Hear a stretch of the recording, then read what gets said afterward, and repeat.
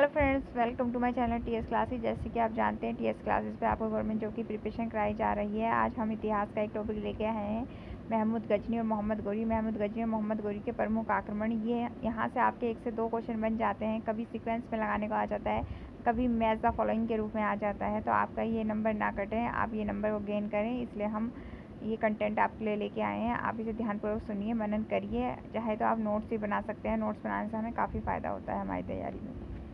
Friends, start करने से पहले कहना चाहूँगी, please like share and subscribe my channel. हमारे चैनल को विजिट करिए। आपके विजिट करने से, आपके लाइक करने से, शेयर करने से, सब्सक्राइब करने से हमें मोटिवेशन प्राप्त होता है। मोटिवेट होकर हम आपको अच्छे से अच्छा कंटेंट प्रोवाइड कराएंगे। Thank you friends. आइए स्टार्ट करते हैं। महमूद गजनी प्रमुख आक्रमण। महमूद गजनी 958 ईस्वी में शासक बना। वह एक दूरदर्शी एवं महत्वाकांक्षी शासक था, जिसने अपने साम्राज्य विस्तार के लिए आंतरिक एवं बाहरी क्षेत्रों को विजित किया। देखिए, महमूद गजनी 958 में शासक बना था, तो ये आप याद रखेंगे। और वह एक दूरदर्शी और महत्वाकांक्षी शासक था। देखिए, शासक को हमेशा दूरदर्शी और महत्वाकांक्षी होना ही चाहिए। शासक अपने आसपास के राज्य को विजित करके अपने साम्राज्य में मिलाता है और उसका विस्तारण करता है। यही महमूद गजनी ने करा। तो एक शासक गुण महमूद गजनी में थे। हेनरी इलियट ने महमूद के 17 आक्रमणों का उल्लेख किया है। ये एक विद्वान का नाम दे दिया गया है कि किसने 17 आक्रमणों का, हेनरी इलियट ने इनके 17 आक्रमणों का उल्लेख किया है, जिसका समर्थन अधिकांश विद्वान द्वारा किया गया है। महमूद गजनी का पहला आक्रमण 1000 ईस्वी में हुआ था, तो आप ये ध्यान रखें, 1000 ईस्वी में हुआ था। यह आक्रमण हिंदू शाही राज्य में हुआ था। वह इसके कुछ सीमावर्ती क्षेत्रों पर कब्जा कर वापस चला गया था। देखिए, महमूद गजनी का जो मेन मोटिव था भारत पर आक्रमण करने का, वो यही था कि यहाँ से अपार धन संपदा को वह लूट के चला जाए, क्योंकि भारत सोने की चिड़िया थी। यहाँ पे अमूल्य धन संपदा थी और यही मेन मोटिव था कि यहाँ से धन प्राप्त करना के लिए काफ़ी आक्रमण हुए हैं। आइए आगे देखते हैं। 1000 से 1002 ईस्वी में महमूद ने पेशावर और हिंद पर अभियान किया था। यहाँ के शासक जयपाल को बंदी बना लिया और राजधानी पर नियंत्रण स्थापित कर लिया। महमूद ने धन लेकर जयपाल को छोड़ दिया, किंतु जयपाल ने अपने राज्य आनंदपाल को सौंपकर आत्महत्या कर ली। देखिए, महमूद का दूसरा आक्रमण जो है वो आपको बताया गया है कि 1000 से 1002 ईस्वी में हुआ है। और ये कहाँ पे हुआ था? आपका पेशावर व हिंद में ये आक्रमण हुआ था, पेशावर व हिंद में। देखिए, यहाँ के शासक जयपाल थे, जिसे बंदी बना लिया था महमूद गजनवी ने। पर देखिए, एक शासक के लिए ये गलानी की बात है कि उसको बंदी बना के छोड़ दिया गया। उसी वजह से गलानी में उन्होंने इच्छा मृत्यु अपनी आत्महत्या कर ली, अपना प्राण त्याग दिए। आत्महत्या करके अपनी इच्छा मृत्यु कर लेगी और अपने बेटे आनंदपाल को अपना राज्य सौंप दिया। और देखिए, जहाँ तक ये बताया गया है कि महमूद ने धन लेकर जयपाल को छोड़ दिया। देखिए, महमूद गजनी का मेन मोटिव धन लेना ही था, तो धन लेकर जयपाल को उसने छोड़ दिया था। आइए आगे देखते हैं। 1004 से 1005 ईस्वी में महमूद पर आक्रमण। देखिए, यहाँ पे आपका मुल्तान छूट गया है। 1004 से 1005 ईस्वी में महमूद ने मुल्तान पर आक्रमण किया है, तो ये आप मेंशन कर लेंगे। मुल्तान पर आक्रमण किया है। आइए इसे लिख देते हैं ताकि आपको समझने में आसानी हो।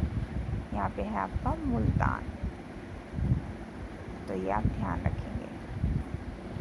1004 से 1005 ईस्वी में महमूद ने मुल्तान पर आक्रमण किया। वहाँ का शासक कर्मन संप्रदाय का दाऊद था। इसने आनंदपाल से सहायता मांगी, लेकिन महमूद ने आनंदपाल को पराजित कर दिया।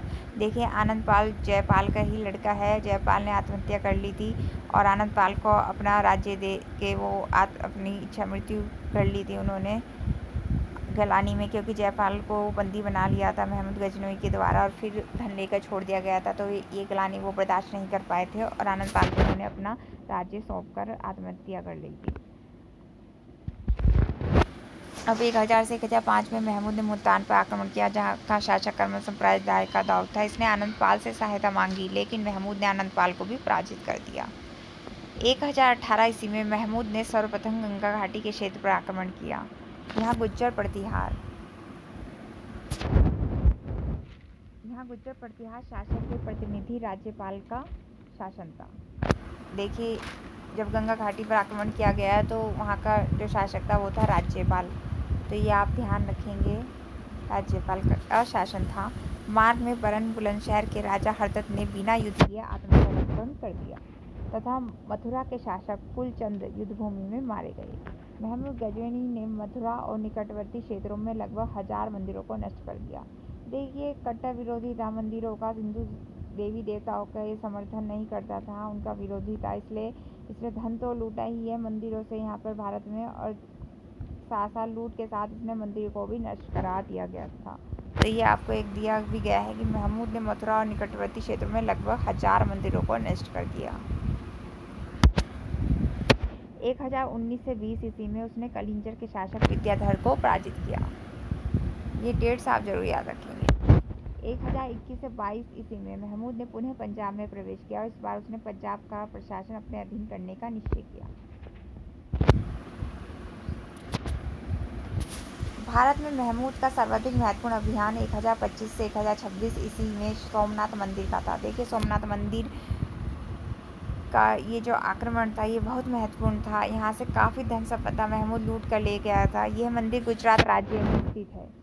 उसने सोमनाथ के मंदिर से अपार धन संपदा एकत्र की और उसे ध्वस्त कर दिया। देखिए, इसका मेन मोटिव ही था कि मंदिर को नष्ट करना और उनसे अपार धन संपदा लूट ले जाना।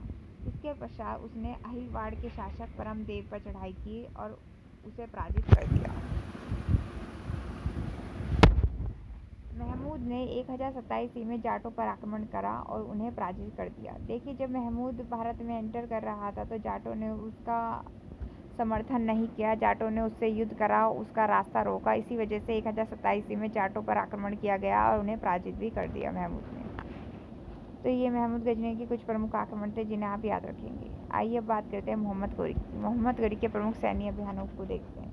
मोहम्मद गोरी ने अपना भारतीय अभियान 1175 ईस्वी में प्रारंभ किया। उसने मुल्तान और उच्च पर चढ़ाई की और अपना नियंत्रण स्थापित किया। तो आप ध्यान रखेंगे कहाँ पे चढ़ाई की। उसने सबसे पहले उसका अभियान हुआ मुल्तान और उच्च पर चढ़ाई की और अपना नियंत्रण स्थापित किया। आइए आगे देखते हैं। मोहम्मद गोरी गुजरात पर 1178 ईस्वी में चढ़ाई की।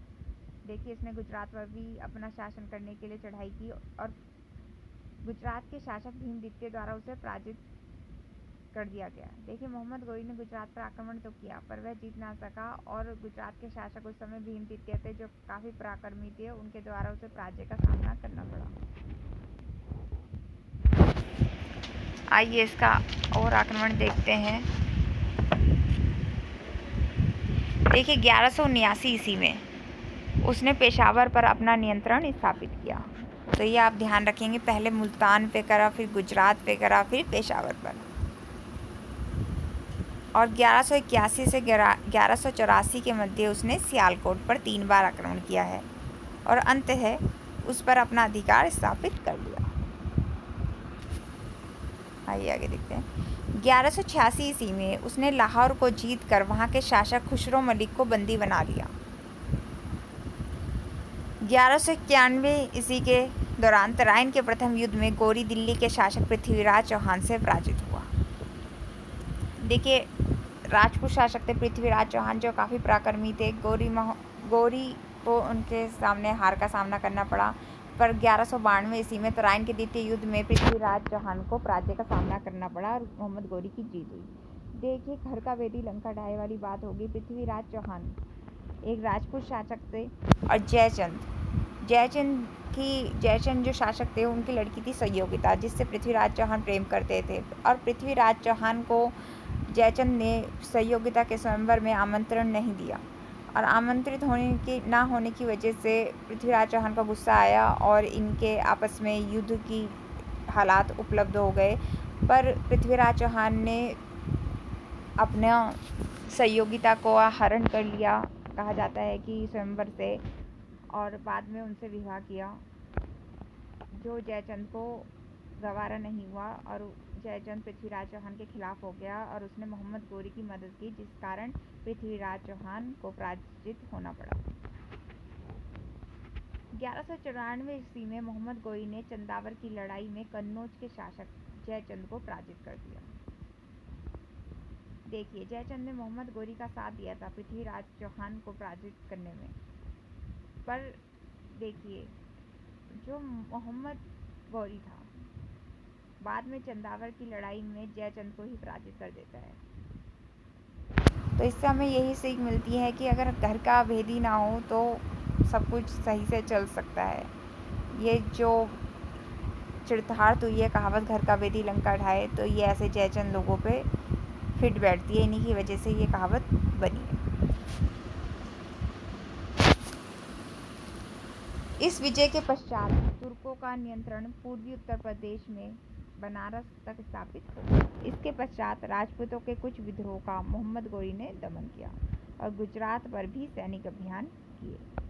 कुतुबुद्दीन ऐबक ने अहिलवाड़ के नगरों को लूटा और अन्य क्षेत्रों में हुए राजपूतों के विद्रोह का उन्मूलन किया। देखिए, कुतुबुद्दीन ऐबक जो था, कुतुबुद्दीन ऐबक मोहम्मद गोरी का गुलाम था। जब तराइन का द्वितीय युद्ध हुआ तो कुतुबुद्दीन ऐबक जो था वो सेनापति था। असली युद्ध कुतुबुद्दीन ऐबक और पृथ्वीराज चौहान के बीच ही हुआ।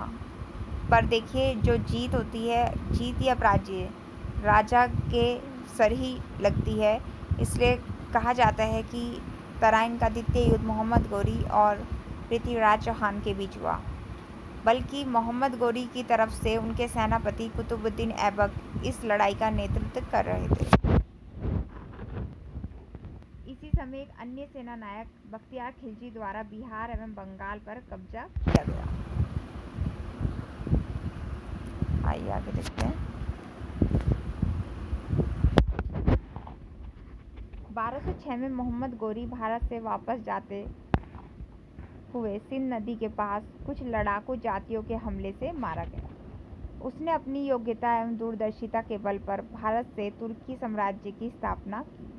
उसकी मृत्यु के बाद भारत में तुर्की साम्राज्य का शासक कुतुबुद्दीन ऐबक बना। देखिए, कुतुबुद्दीन ऐबक मोहम्मद गोरी का विश्वसनीय था और सबसे वफादार गुलाम था, जिसने गुलाम वंश की नींव रखी। गुलाम वंश क्यों कहा गया है? क्योंकि कुतुबुद्दीन ऐबक जो था वो गुलाम था मोहम्मद गोरी का। आगे चलकर यही साम्राज्य दिल्ली सल्तनत के नाम से जाना गया। आइए कुछ विविध देख लेते हैं। महमूद गजनवी के भारत पर आक्रमण का उल्लेख हेनरी इलियट ने किया है, तो ये आप जरूर याद रखेंगे हेनरी इलियट का नाम। महमूद गजनवी के सिक्कों पर सिर्फ अमीर महमूद अंकित है, तो ये भी आप ध्यान रखेंगे। पूछ लिया जाता है कि अमीर महमूद किसके सिक्कों पर अंकित है, तो आप बता सकेंगे महमूद गजनवी। महमूद के दरबारी इतिहासकार उदबी ने उसके आक्रमणों को जिहाद कहा है, तो ये बहुत इम्पोर्टेंट हो जाता है कि किसने महमूद गजनवी के आक्रमणों को जिहाद कहा है। तो आपको पता होगा तो आप लगा सकते हैं उदबी ने। आइए आगे देखते हैं। मोहम्मद गोरी के गुजरात सोमनाथ आक्रमण के समय वहां का शासक भीम प्रथम था। ये भीम प्रथम बहुत पराक्रमी शासक थे, जिन्होंने मोहम्मद गोरी को पराजय का सामना कराया। महमूद गजनवी के दरबार में अलबरूनी, फिरदौसी, उदबी आदि विद्वान थे, तो ये आप ध्यान रखेंगे। अलबरूनी, फिरदौसी, उदबी आदि विद्वान थे।